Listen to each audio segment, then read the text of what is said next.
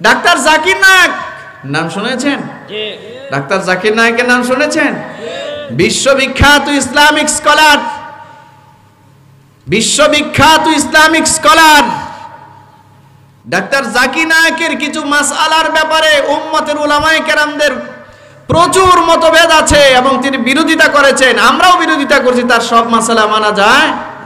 উনি মাসালা দেওয়ার যোগ্য না, ডাক্তার মানুষ, কিন্তু ইসলামিক একজন বড় স্কলার। এটা মুসলিম উম্মার শ্রেষ্ঠ সম্পদ, মুসলিম উম্মার শ্রেষ্ঠ সম্পদ। অজ্ঞতার কারণে কেউ যদি কোনো মুসলমান আরেকজন ইসলামের দায়ীর বিরোধিতা করে, এটা তার অজ্ঞতা আর মূর্খতা ছাড়া কিছুই নয়, ঠিক কি না? এটা তার মূর্খতা। ডাক্তার জাকির নায়েকের মতো একজন ইসলামী স্কলার তৈরি করা চারটিখানা কথা নয়। এটা খালি জর্দা দিয়া পান খাওয়া না। জ্ঞান বিজ্ঞানের এই পৃথিবীতে, জ্ঞান বিজ্ঞানের এই পৃথিবীতে দুশ্মনদের, ইসলাম বিদ্বেষীদের মোকাবিলা করার জন্য যা জ্ঞানের প্রয়োজন এটা অর্জন করতে হবে, ঠিক কিনা?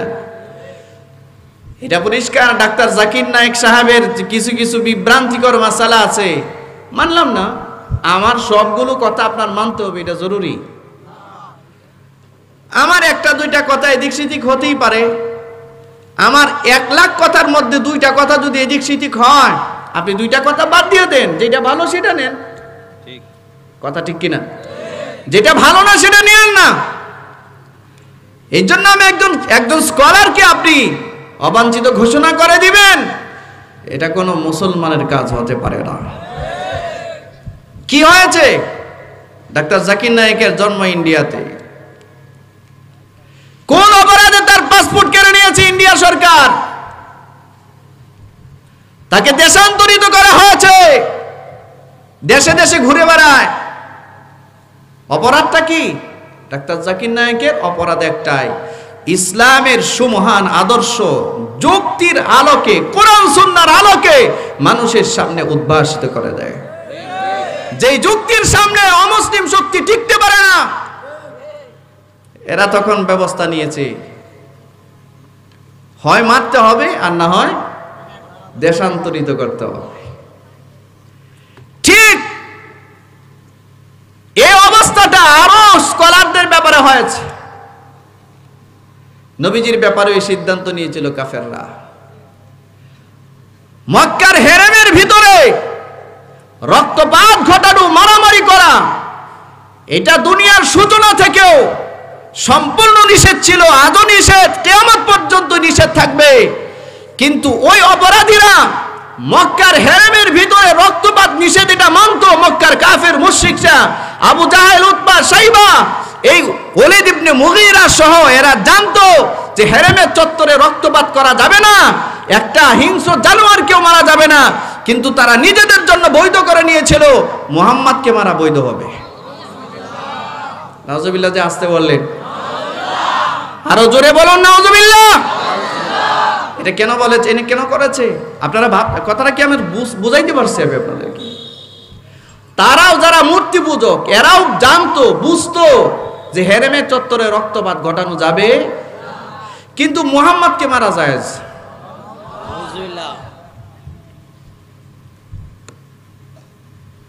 আচ্ছা, ওই জামানার আবু জাহেল বাহিনী আর এই জামানার আবু জাহেল বাহিনীর মিল আছে কিনা? একটু একটু না পুরা পুরা? হ্যাঁ, রাগ করতেছেন? কষ্ট পাইছেন? আস্তে দিই, আস্তে দিই। দুঃখজনক, আজকে সারা পৃথিবীতে ইসলামিক স্কলার যারা, যাদের কথা মানুষ শুনে, লক্ষ লক্ষ মানুষ যাদের কথায় ঈমান আমল গ্রহণ করেছে এবং সঠিক রাস্তায় এসেছে, হেদায়েতের রাস্তায় এসেছে, যারা বেদিনী কাজ করত, যারা সঠিক রাস্তায় এসেছে, এই মানুষগুলো যাদের কথায় সঠিক পথে এসেছে, আজকে এই মানুষগুলোকে দেশান্তরিত করা হচ্ছে। এদেরকে দিনের দাওয়াত দিতে দেওয়া হচ্ছে না, রাস্তা রাস্তা আটকে দেওয়া হয়, ঠিক কিনা? আছে না? শুনুন, কারো মতের সাথে যদি মতের অমিল হয় আর সে যদি মুসলমান হয়, আপনি তার মতটাকে শ্রদ্ধা করতে শিখুন। আমাদের যারা উম্মতের মুজতাহিদ উলামায়ে কেরাম, তাদের মধ্যেও তো মাসআলাগত মতভেদ ছিল, ইখতিলাফ ছিল কিনা? একই মাসআলা একজন বলেছেন হালাল, আর একজন কোরআন সুন্নাহর আলোকে বলেছেন এটা হারাম। এটা মাসআলাগত সমস্যা, এটা মতভেদ ইখতিলাফ সব সময় ছিল উম্মতের মধ্যে, উলামায়ে কেরামদের মধ্যে এটা থাকবে। কিন্তু কোথায় আমাদের ইমাম সাহেবরা, তো ইমামে শাফি তো কোনোদিন বলে নাই যে আবু হানিফা রাহমাতুল্লাহি আলাই একজন গুমরা মানুষ, এটা তো বলেন নাই। ইমাম শাফি তো কখনো বলেন নাই, ইমাম আবু হানিফা তো কখনো বলেন নাই যে ইমাম আহমদ ইবনে হাম্বল একজন গুমরা মানুষ, কই কখনো তো বলেন নাই। ইমাম মালিক গুমরা, কেউ তো বলেন নাই। বরঞ্চ সমস্ত উম্মতের মুজতাহিদ উলামায়ে কেরাম একজন আরেকজনকে রেসপেক্ট করেছেন এবং বলেছেন যে কোরআন হাদিসের অনুসৃত যে মাসআলাগুলো ইমাম শাফি বলেছেন তার জায়গায় এটা সঠিক, ইমাম আহমদ ইবনে হাম্বল যে মাসআলাগুলো ইস্তেমবাদ করেছেন এবং বের করেছেন ওনার জায়গায় এটা সঠিক, এবং ইমামে আজম আবু হানিফা রাহমাতুল্লাহি আলাই যে মাসআলাগুলো ইস্তেমবাদ করেছেন ওনার জায়গায় উনি সঠিক, ইমামে শাফি যা মাসআলাগুলো বলেছেন তার জায়গায় উনি সঠিক। তাদের মধ্যে যদি এই মিল বন্ধন থাকতে পারে, তাহলে আপনার মাথায় এত শত্রুতা কেন? এখন বলবেন ইমাম শাফি তো আর কেউ না এখন এই জামানায়, ইমাম শাফি না, ইমাম শাফি তো আসবেও না, ইমামে আজম তো আর আসবে না। উম্মতের উলামায়ে কেরামদের মধ্যে যারা শ্রেষ্ঠ উলামায়ে কেরাম, তাদের মধ্যে ইখতিলাফ থাকতেই পারে, কিন্তু এই ইখতিলাফের কারণে কাউকে গুমরা বলে দেওয়া, কাউকে বিভ্রান্ত বলে দেওয়া সঠিক নয়। যেমন এই মাসআলার ব্যাপারে, এই মাযহাবের ব্যাপারে ডাক্তার জাকির নায়েক সাহেবের একটা লেকচার আমি শুনেছিলাম একদম শুরু লগ্নে। তিনি মাযহাবের ব্যাপারে যেরকম কটূক্তি করে কথা বলেছিলেন, এই সময়ে ওনার এই কথাটা সঠিক ছিল না। অথচ তিনি যখন এই মালয়েশিয়াতে একজন প্রশ্ন করেছিল এক দেশ থেকে, তখন তিনি উম্মতের উলামায়ে কেরামদের চারটা মাযহাব সম্পর্কে যুগ শ্রেষ্ঠ বক্তব্য দিয়ে বলেছেন পৃথিবীতে মাযহাবগুলোর প্রয়োজন ছিল, প্রয়োজন আছে কিয়ামত পর্যন্ত। সমাধান হয়ে গেল কিনা? কথা বলেন না, কথা বলেন। সমাধান হয় না কেন?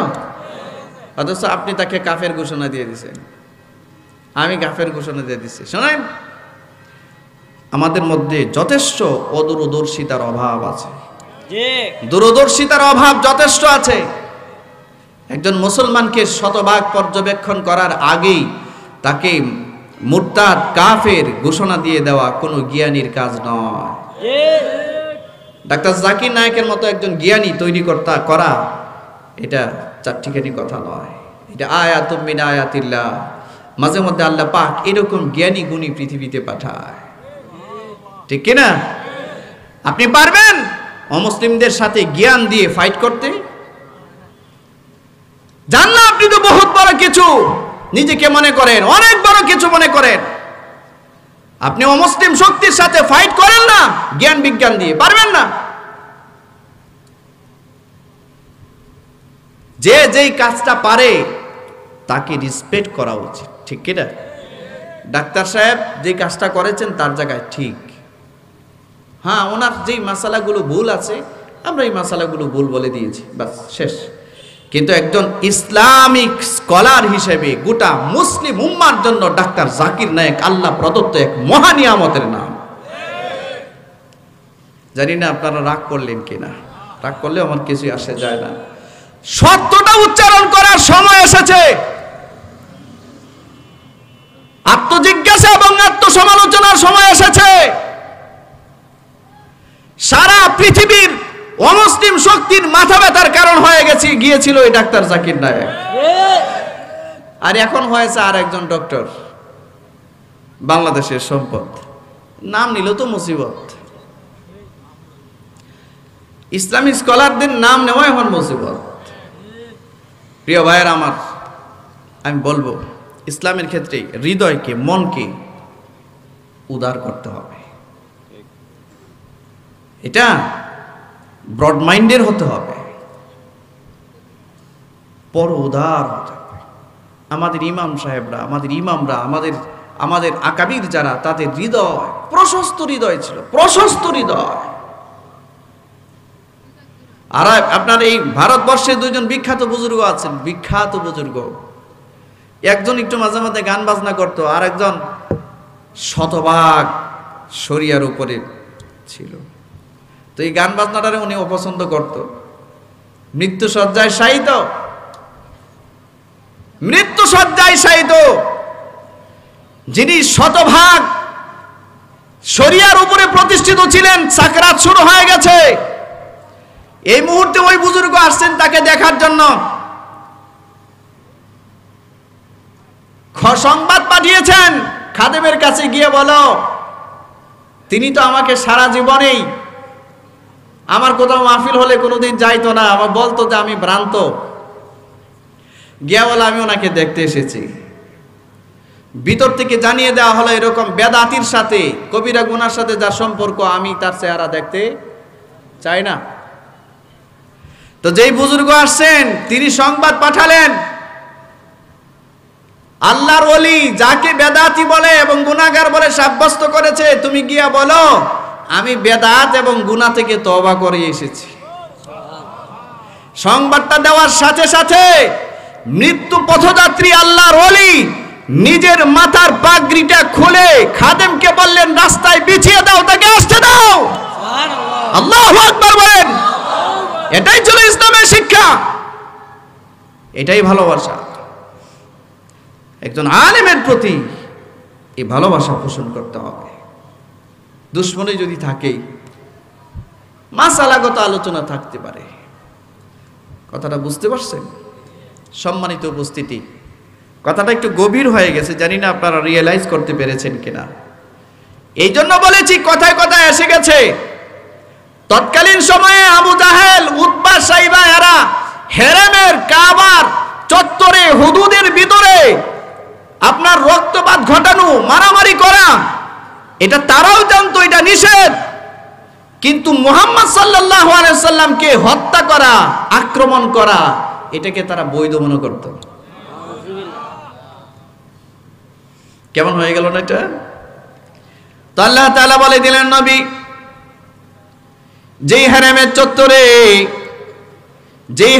চত্বরে রক্তপাত ঘটানো নিষেধ, এই হারামের চত্বরে যখন তারা অস্ত্র নিয়ে আপনাকে মারতে আসে, আমি আপনাকে ভবিষ্যৎবাণী বলে দিলাম, আপনাকে আমি আবার যখন সদল বলে এই মক্কায় ফিরিয়ে দিব, সেদিন যদি আপনি চান এই কাবার ভিতরেও রক্তপাত ঘটাতে পারবে। যেমন অষ্টম হিজরিতে নবীজি যখন মক্কা বিজয় করলেন, 10,000 সাহাবী নিয়ে মক্কা যখন অ্যাটাক করলেন, মক্কায় গেলেন এক কাফের, যার ব্যাপারে নবীজি নির্দেশ দিয়েছিলেন।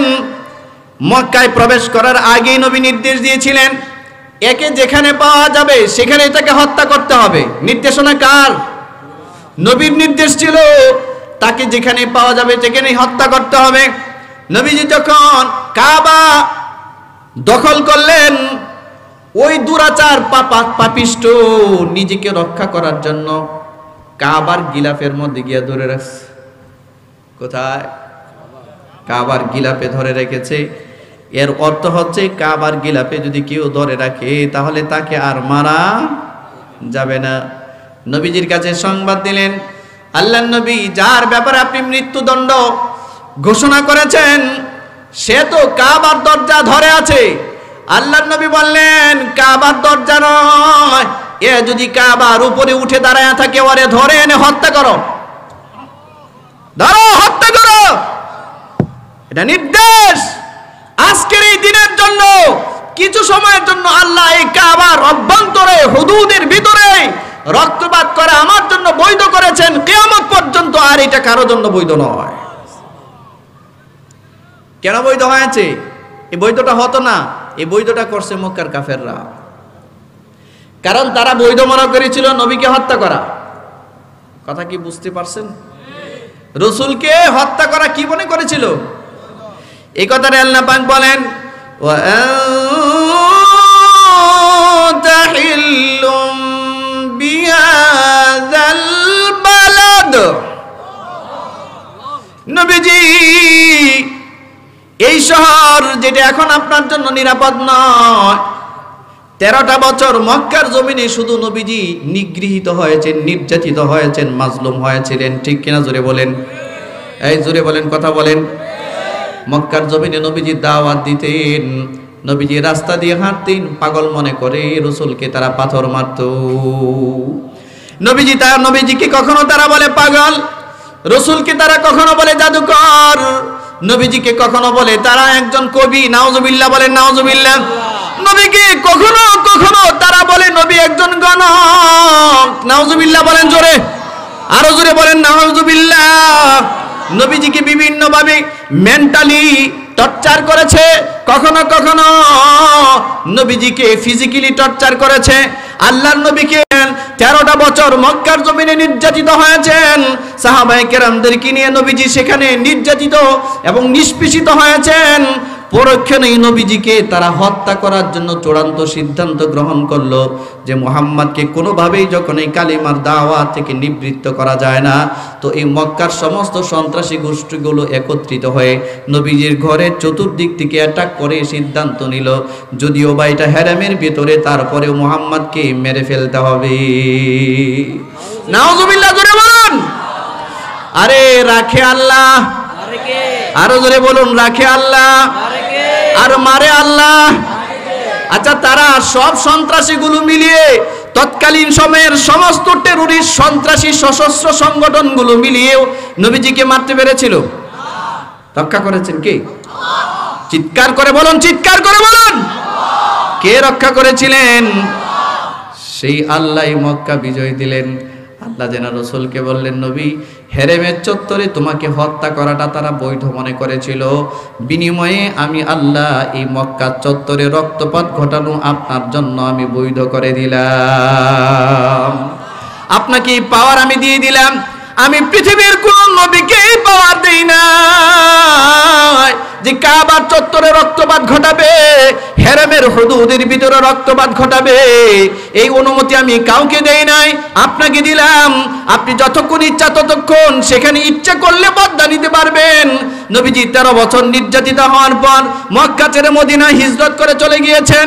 যাওয়ার সময় নবীজি কাবার দিকে তাকায়, কাবার পাহাড়গুলোর দিকে তাকায়, আরে জাবালে আবু কুবাইসের দিকে তাকায়। কাবার যতগুলো পাহাড় আছে চারপাশে, এই পাহাড়গুলোর দিকে তাকায় নবীজি বলে, ওরে মক্কার জমিন, সারা পৃথিবীতে সবচেয়ে দামি জমি তুমি, সবচেয়ে কল্যাণময় ভূমি তোমার।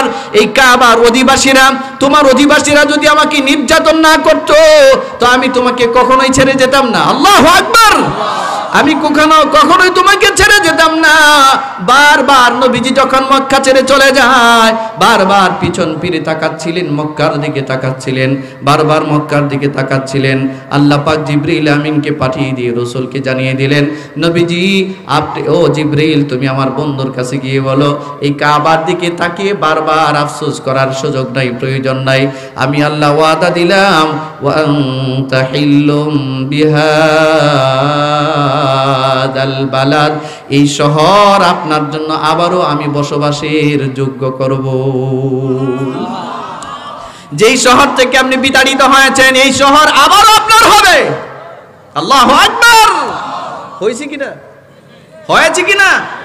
এই শহর কি বুঝিয়ে দিয়েছেন কিনা? নবীজি সেই শহরের অধিপতি হয়েছেন। সুবহানাল্লাহ। এই কথাটা আল্লাহ পাক বলেন, ওয়া আনতা হিল্লুম বিহাযাল বালাদ, নবীজি এই শহরটা আপনার জন্য আবারও বৈধ করব, আমি আবারও নিরাপদ করব। আল্লাহু আকবার বলেন জোরে জোরে, সবাই জোরে বলেন আল্লাহু আকবার। এটা আল্লাহর একটা কসম। এরপরে বলেন, ওয়া ওয়ালিদি ওয়া মা ওয়ালাদ, পিতার কসম এবং তিনি যাকে জন্ম দিয়েছেন তার কসম। সুবহানাল্লাহ, সুবহান। পিতার কসম বলতে বোঝানো হয়েছে আদম আলাইহিস সালামের কসম, কারণ এই আদম আলাইহিস সালাম কোনো বাবা মা ছাড়া আল্লাহ তার কুদরতি ফয়সালায় তৈরি করেছে, ঠিক কি না? তারপরে সন্তানের কসম করেছেন, মানে আদম সন্তান বনি আদমের কসম, আমাদের সবারই কসম করেছেন আল্লাহ। এই কসমগুলো করে বলেন লাকাদ খালাকানাল ইনসানা ফি কাবাদ। আল্লাহু আকবার। আরো জোরে বলেন না, আর একটু জবান খুলে বলেন আল্লাহু আকবার। আল্লাহ পাক বলেন এই কসমগুলো করেন, প্রথমে কসম করেছেন মক্কা শহরের, লা উকসিমু বিহাদাল বালাদ, প্রথমে কসম করেছেন মক্কা শহরের, এরপরে কসম করেছেন এই মক্কা শহরে নবীজির জন্য এটাকে হালাল করা হবে তার কসম, এরপরে কসম করেছেন হযরত আদম আলাইহিস সালামের, এরপরে আদম আলাইহিস সালামের সন্তানদের কসম করেছেন, এরপরে আল্লাহ পাক বলেন নবী শুনুন, আপনার মাধ্যমে ঘোষণাটা আমি দুনিয়ার মানুষকে দিতে চাই, লাকাদ খালাকনাল ইনসানা ফি কাবাদ, মানুষকে আমি সৃষ্টি করেছি কষ্টের ভিতর দিয়ে, মানুষের জীবন কষ্টে ভরা, ঠিক কিনা? মানুষের জীবন, এই কথা বলুন, হাত উঠান, সবাই হাত উঠান, একটু নড়াচড়া দেন। তাফসীর করছি, মন গড়া কোনো কথা বলছি না, খেয়াল করো। আল্লাহ পাক বলেন নবীজি মানুষগুলোকে সৃষ্টি করেছি, লাকাদ খালাকনাল ইনসানা ফি কাবাদ, ফি কাবাদ, মানুষকে আমি কষ্টের মধ্য দিয়ে সৃষ্টি করেছি, মানুষের জীবনটাই কষ্টের। কথাটার সাথে মিল আছে কিনা? আল্লাহর কথার সাথে মিল আছে কিনা? আচ্ছা সুখে আছেন কে? একটু হাত ওঠান। কে কোন বিষয়ে সুখে আছেন? শতভাগ সুখী কোনো মানুষ এই আকাশের নিচে বাস করে নাই কোনোদিন, কোনোদিন করবেও না, ঠিক কিনা? কষ্টের অভাব নাই মানুষের, পেরেশানির অভাব নাই। এই যে মাথার চুল এমনি সাদা হয় না, এমন পেরেশানি থেকে গ্রাস করে, সর্বগ্রাসী বিপদ মুসিবত গ্রাস করে, টেনশনে একদিনে 100 চুল পেকে যায়, ঠিক কিনা? আল্লাহ রাব্বুল আলামিন বলেন লাকাদ খালাকনাল ইনসানা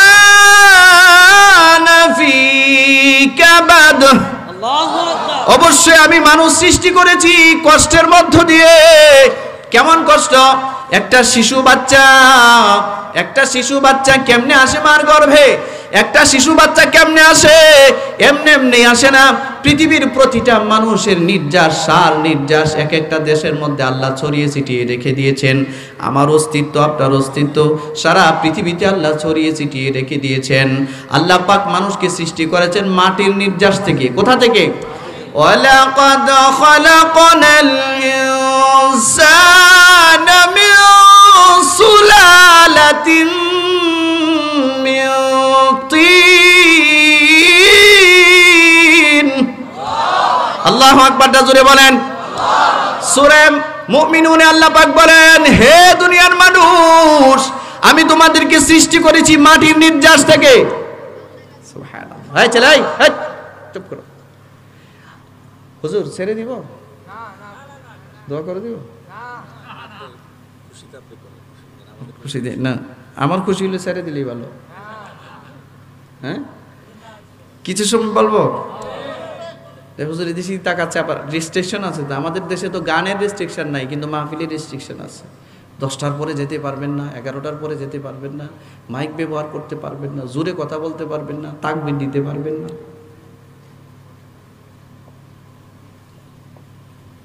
নাই? হ্যাঁ, তাকবীর দিলে যেন মনে হয় যেন শয়তান, তাকবীর দিলে শয়তান দৌড়ে, তো ঠিক না?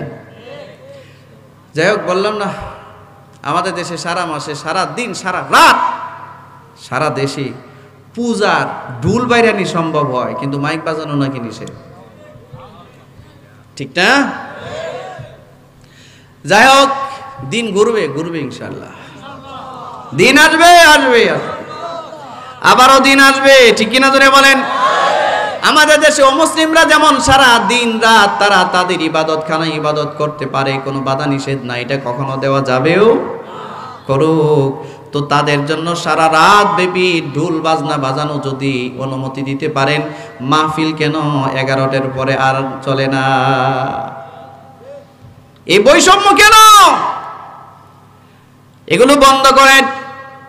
ভাইরা আমার, যে কথা বলতেছিলাম, আল্লাহ রাব্বুল আলামিন বলেন, হে দুনিয়ার মানুষ, ওয়ালাকাদ খালাকনাল ইনসানা মিন সুলালাতিন মিন তিন, তোমাদেরকে আমি মাটির নির্যাস থেকে সৃষ্টি করেছি।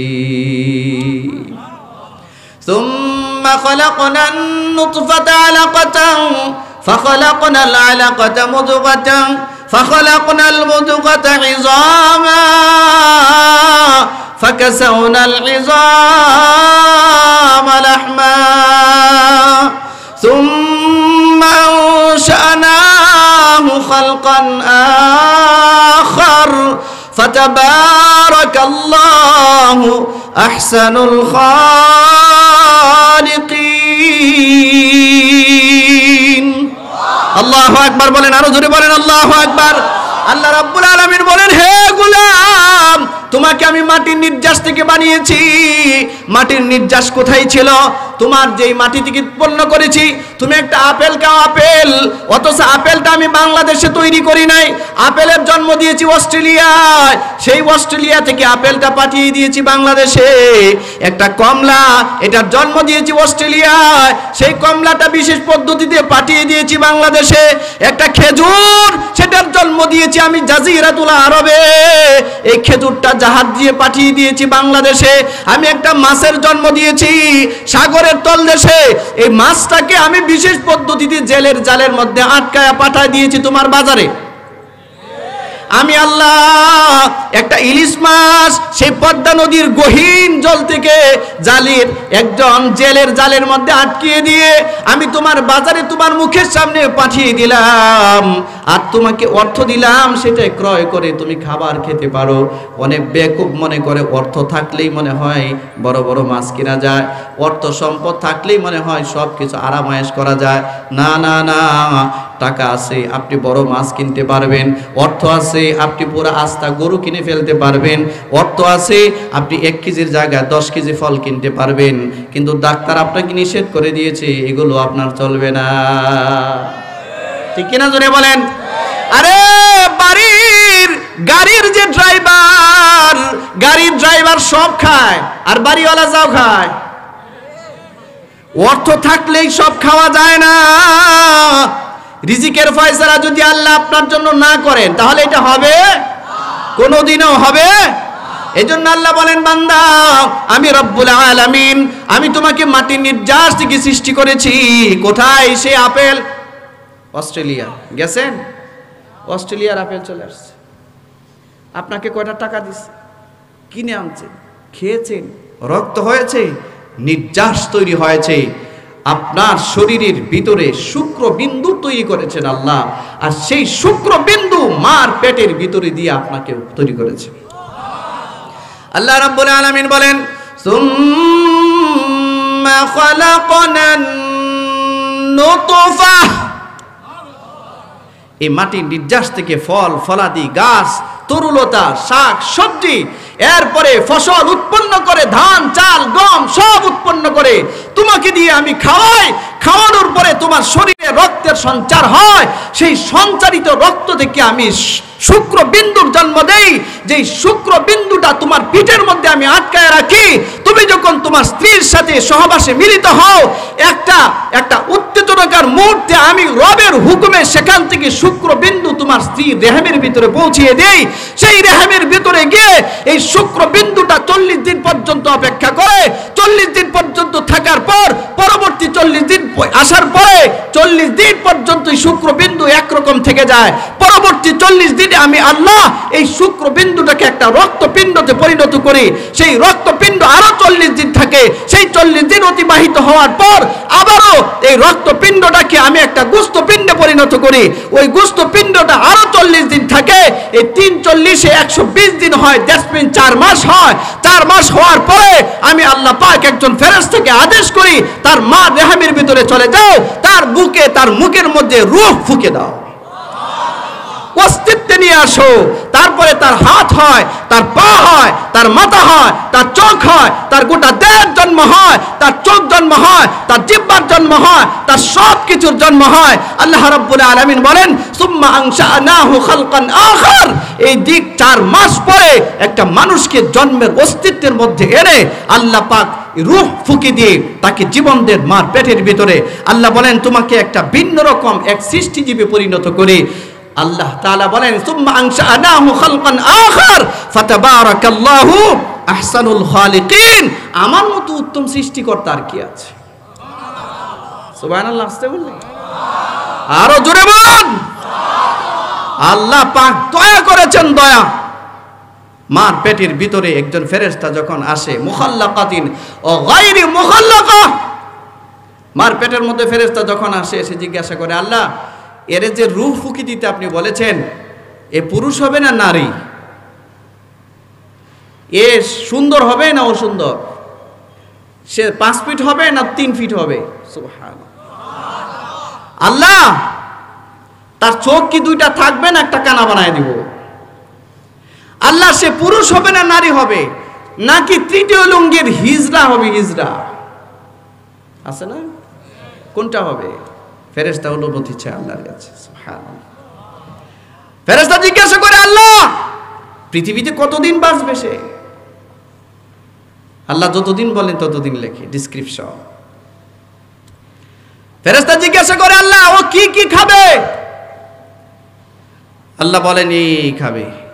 রিজিক সারা পৃথিবীতে ছড়িয়ে দিয়েছি, ওই জায়গা থেকে রিজিক বিশেষ প্রক্রিয়ায় আমি তার মুখের মধ্যে উঠাইয়া দিব। আল্লাহু আকবার, জোরে বলুন আল্লাহু আকবার, আরো জোরে বলুন আল্লাহু আকবার। বিশেষ প্রক্রিয়ায় সেই রিজিক আমি উঠিয়ে দিব তার মুখে। ফেরেশতা জিজ্ঞাসা করেন আল্লাহ এ সৌভাগ্যবান হবে না দুর্ভাগ্য হবে? আল্লাহ বলেন কর্মপদ্ধতি বলে দিবি, সৌভাগ্য হবে না দুর্ভাগ্যবান হবে, লিখে দাও। বলা হবে আল্লাহ এ মরবে কোথায়? সুবহানাল্লাহ। জীবন তো দিলাম, দিব, মরবে কবে এবং কোথায় মরবে? ফেরেশতা লিখে দেয় যেটা অমুক জায়গায় মরবে। সুবহানাল্লাহ বলবেন না? আরো জোরে বলুন আল্লাহর কুদরত, আল্লাহর কুদরত। ভাইরা আমার, সেই মানুষ মার পেটের ভিতরে আসলো। আচ্ছা একটা ইলিশ মাছ কিনা এটা কি খুব সহজ ব্যাপার? যার ইনকাম নাই হুজুর, এখন যেই জিনিসপত্রের দাম বাড়ছে, যেই লোক 10,000 টাকা বেতন পায় ইলিশ মাছ কেনার স্বপ্ন দেখতে পারে? হ্যাঁ কি বলেন? ইলিশ মাছ কেনার স্বপ্ন দেখতে পারে? 10,000 টাকা যার মাসে ইনকাম, ইলিশ মাছ কেনার স্বপ্ন দেখতে পারে না? ইলিশ মাছ দেখেই মন ঠান্ডা করে।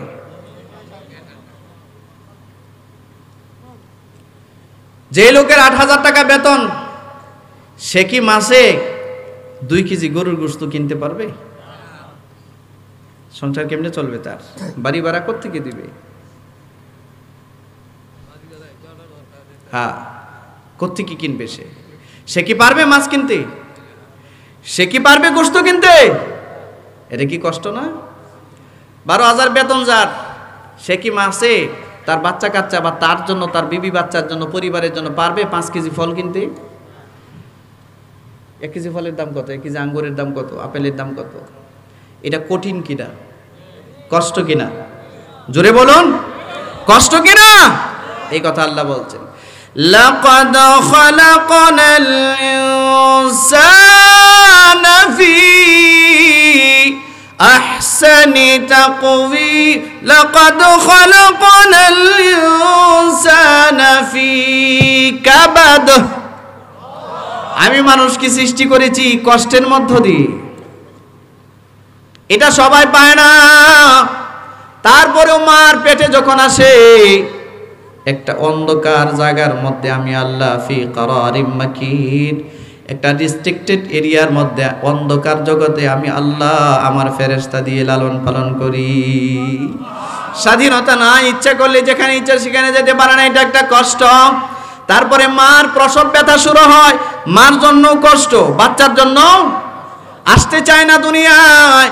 ফেরেশতা, ওই যে ফেরেশতা 4 মাস বয়সে যে আসছিল, সে বাচ্চাটা প্রসব ব্যথা দিয়ে পৃথিবীতে ভূমিষ্ঠ হওয়ার আগ পর্যন্ত ওই মার পেটের মধ্যে অবস্থান করে। তার দেখভাল, তাকে দেখাশোনা করা, এটা তার কাজ।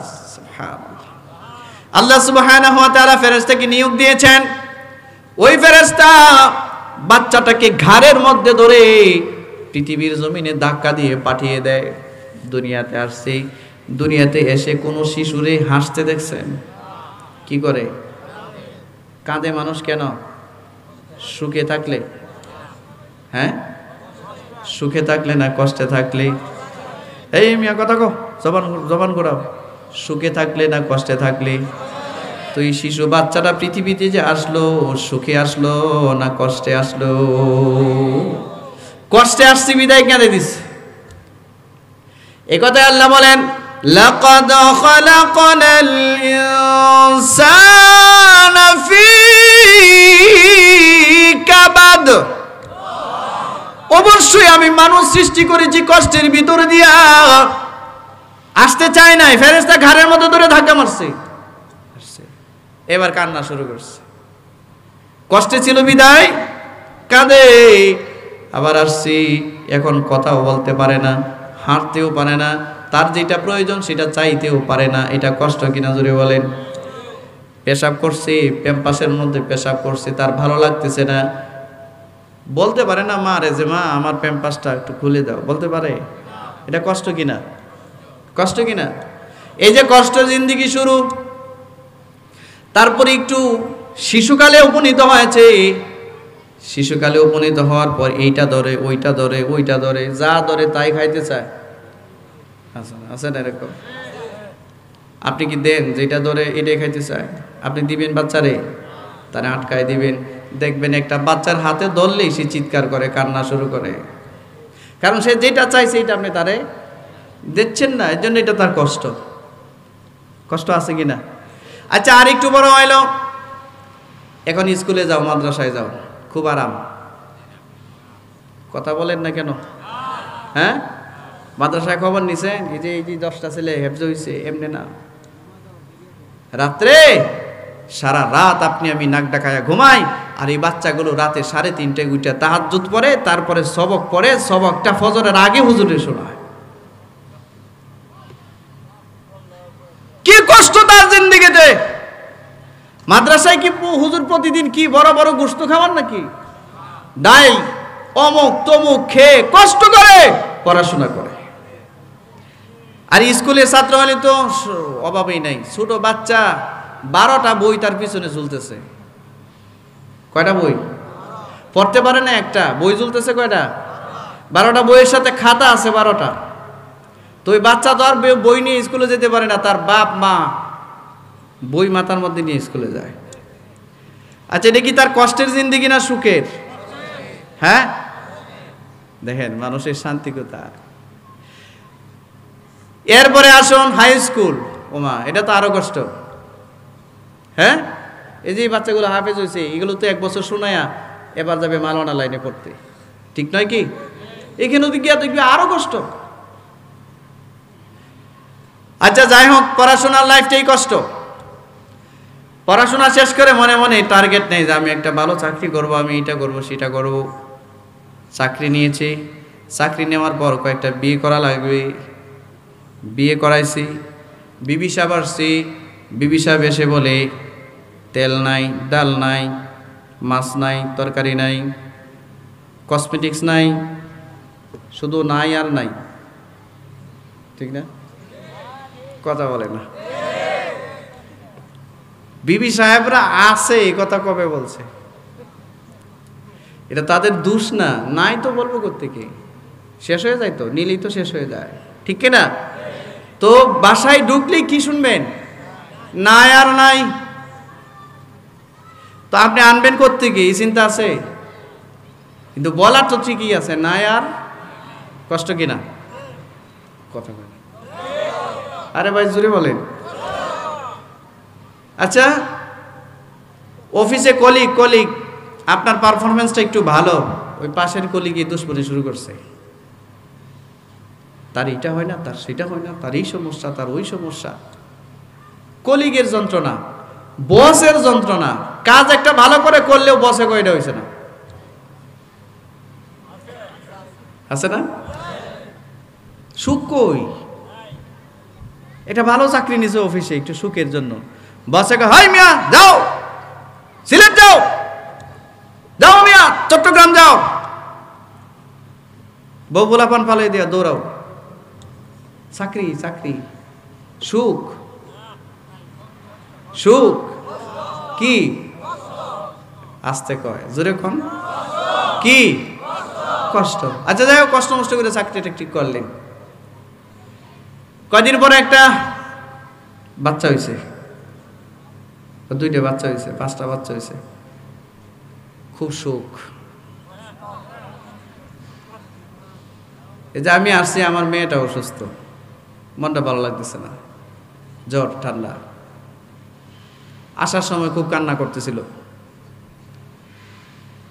নিজের কাছে কষ্ট লাগতেছিল, কুল থেকে রাখতেই পারি না, জোর করে দিয়ে আসছে।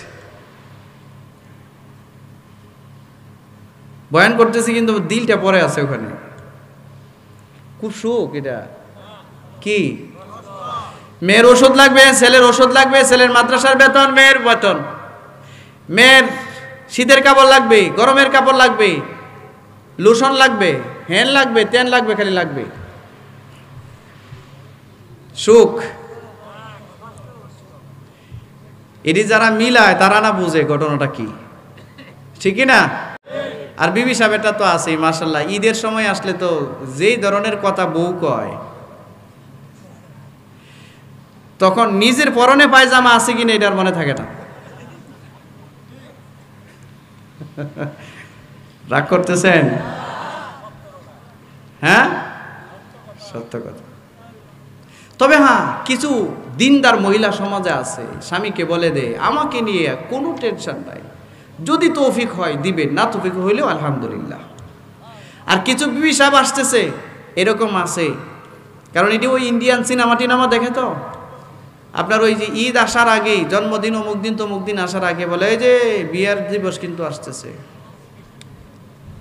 কি দিবস এটা? ম্যারেজ ডে আসতেছে, আগে ওয়ার্নিং দেয়। এরপরে ওই যে কি জানি ভ্যালেন্টাইন্স ডে, হ্যাঁ হ্যাঁ ঠিকই তো। এটা তো, এটা কোন দিবস কবে জানি? এটা 31শে ডিসেম্বর কি ভ্যালেন্টাইন্স ডে? ও এটা 31 না, এটা আপনি তো ভুল করতেছেন। এটা কোনটা? 14ই ফেব্রুয়ারি। তাহলে তো এই ভালোবাসার যে জগতে আছে হ্যাঁ তো অস্তিত্বই নাই। এদিন সারাটা দিন বউয়ের ব্যাগটা নিয়ে ভিক্ষুকের মতো হাঁটন লাগে। সুখ। হ্যাঁ, বউ আগে আগে হাঁটে, হারে ব্যাগটা নিয়ে নিয়ে হায় রে কপাল। ভ্যালেন্টাইন্স ডে, এরপরে ঈদ ঈদ ঈদ ঈদ আসার আগেই কয় এই তুমি কিন্তু গত বছরে কিচ্ছু দেও না আমারে, এই বছর যদি কোনো খালি এদিক সেদিক করবা তাহলে কিন্তু কপালে খারাপই আছে। ওয়ার্নিং দিয়ে দিছে আগেই, হ্যাঁ তুমি কিন্তু ঈদের সময় বোনাস পাইবা, বোনাস। আমার কিন্তু 2 ভরি স্বর্ণ লাগবে। বই হিসাব করছে কি ঈদের সময় হাজবেন্ড বোনাস পাবে, আর ওই অফিসের বস বলে করোনা এসে করোনা, কিসের বোনাস? বেতনের অর্ধেক পাইবা মিয়া। কথা কয় না, কথা বলে না কেন? বোনাস কিসের? বোনাস লই আসছে মিয়া, বেতনে পাইবা না অর্ধেক বেতন। দেখো না করোনা কি করছে দুনিয়া। কথা বলেন না কেন? আচ্ছা বই হিসাব করলো কি, আর অফিসের বসে হিসাব করে কি? বস আর বউয়ের জ্বালায় মানুষ শেষ। এই কি হলো? এই বসো বাবা বসো, শেষ সম্মানিত উপস্থিতি। আচ্ছা তাও কষ্ট মষ্ট করে বাচ্চা কাচ্চাগুলো কি, আরে ভাই যার সন্তান আছে বাচ্চাদেরকে পড়াশোনা করায় বড় করা, এটা কতটুক স্ট্রাগল, কতটুক সংগ্রাম আর কষ্ট যারা করতেছে তারা বুঝতেছে, ঠিক কিনা? আচ্ছা এরপরে কষ্ট শেষ নাই, বাচ্চাগুলো একটু আস্তে আস্তে বড় হয়েছে, কোমরের ব্যথা শুরু হয়েছে, মাথা ব্যথা করে, ঘুম হয় না, রুচি নাই, ডায়াবেটিস। ঠিক, এটা আপনি বললেও ঠিক না, না বললেও ঠিক। আস্তে কইয়া লাভ নাই, জোরে সোরে বলেন ঠিক কিনা। আছে না? পিঠ ব্যথা, কোমর ব্যথা, মাথা ব্যথা, বলে কি খাই সব তিতা লাগে। সুখ সুখ আছে? আচ্ছা, অসুখ হয়েছে তো ইউনাইটেড হসপিটালে যেতে হবে, বাংলাদেশে দামি হসপিটাল, স্কয়ারে যেতে হবে, অ্যাপোলোতে যেতে হবে। আচ্ছা গেলেন, ডাক্তার মাক্তার হাবি যাবি, আমাদের দেশে ডাক্তার তো মাশাআল্লাহ, এটা আর বলার প্রয়োজন। সব দেওয়ার পরেও আপনার কোমর ব্যথা যায় না। পরে চিন্তা করছে দৌড় বাংলাদেশে ডাক্তার হবে না, ইন্ডিয়া যাই। ইন্ডিয়া, হ্যাঁ আচ্ছা, ইন্ডিয়া থেকে চিকিৎসা করে আসছে, ক্যান্সার হয়েছে, কিছুদিন পরে দেখে এটা আবার হয়েছে। সুখ সুখ আছে? এই যে সান্ত্বনা, এই হসপিটাল থেকে ওই হসপিটাল, ওই ডাক্তার থেকে ওই ডাক্তার, এই দেশ থেকে ওই দেশ, শুধুই সান্ত্বনা, বাকি সুস্থ হওয়ার সম্ভাবনা নাই। যারে যে রোগে ধরেছে, আমাকে যে রোগে ধরেছে, এই রোগ শতভাগ সারবে না। আপনাকে যে রোগে ধরেছে, এই রোগ আর কোনোদিন শতভাগ আপনার থেকে বিদায় নেবে না। জাস্ট ওষুধ খাচ্ছেন, সান্ত্বনা আর সান্ত্বনা। এই সান্ত্বনা দিতে দিতে দিতে দিতে কষ্ট করতে করতে করতে করতে আজরাইল একদিন সামনে এসে হাজিরা দিয়ে দিবে।